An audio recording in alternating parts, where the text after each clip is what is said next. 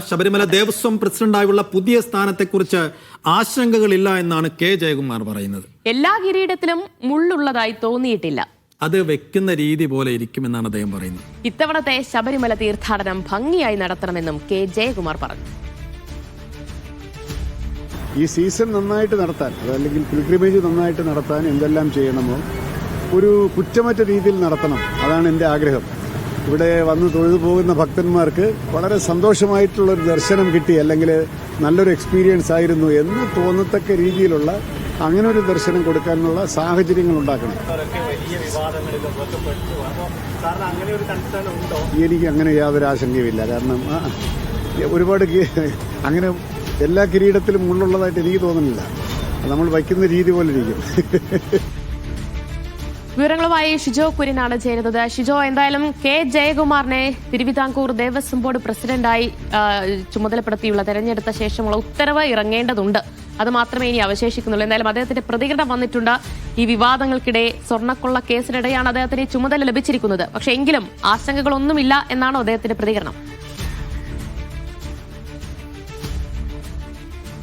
അതെ ദിവ്യ, തിരുവിതാംകൂർ ദേവസ്വം ബോർഡ് പ്രസിഡന്റായിട്ട് സ്ഥാനമേറ്റെടുക്കാൻ യാതൊരു വിധത്തിലുമുള്ള മടിയില്ല എന്നുള്ള കാര്യമാണ് കെ ജയകുമാർ രാവിലെ മാധ്യമങ്ങളെ കണ്ടപ്പോൾ പറഞ്ഞത്. അങ്ങനെ ദേവസ്വം ബോർഡ് തലപ്പത്തേക്ക് പുതിയ ഭരണസമിതി വരികയാണ്. നേരത്തെ പല ആളുകളുടെയും പേരുകൾ ഉയർന്നു കേട്ടതാണ്. പല ആളുകൾ വരും, സർക്കാരിന്റെ CPM-ന്റെ പ്രിയപ്പെട്ട ആളുകളുടെയൊക്കെ പേരുകളൊക്കെ പല ഘട്ടത്തിൽ ഉയർന്നു കേട്ടിരുന്നു.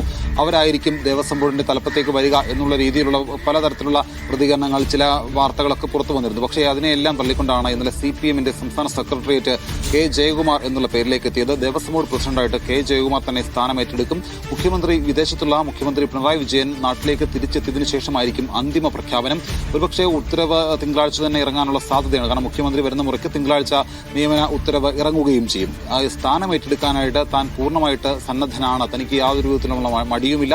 അതോടൊപ്പം തന്നെ എല്ലാ കിരീടത്തിലും ഉള്ളതായിട്ട് തോന്നിയിട്ടില്ല. അത് വെക്കുന്നത് പോലെ ഇരിക്കും എന്നുള്ള ഒരു പ്രതികരണമാണ് അദ്ദേഹം നടത്തിയത്. വെല്ലുവിളിയാണ്. സ്വാഭാവികമായിട്ടും ദേവസ്വം ബോർഡിന്റെ തലപ്പത്തേക്ക് വരുന്നു എന്ന് പറയുമ്പോൾ അത് വെല്ലുവിളിയാണ്. പക്ഷേ നമുക്കറിയാം, കെ ജയകുമാർ എന്ന് പറയുന്ന ആൾ എല്ലാവർക്കും സ്വീകാര്യനായിട്ടുള്ള ഒരു പേരുകാരൻ കൂടിയാണ്.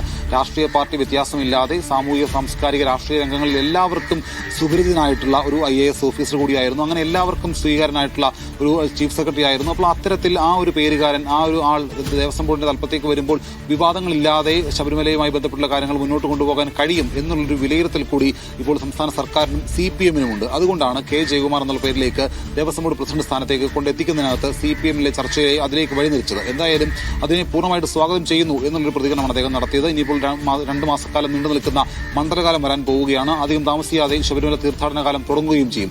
അത് ഒരു വെല്ലുവിളിയായിട്ട് ഏറ്റെടുക്കുന്നു. അത് കൃത്യമായിട്ട് സുഗമമായിട്ട് യാതൊരു വിധത്തിലുമുള്ള വീഴ്ചകളില്ലാതെ അത് നടത്തിക്കൊണ്ടു പോകാൻ കഴിയും എന്നുള്ളൊരു പ്രതീക്ഷ കൂടിയാണ് കെ ജയകുമാർ പങ്കുവെക്കുന്നത്.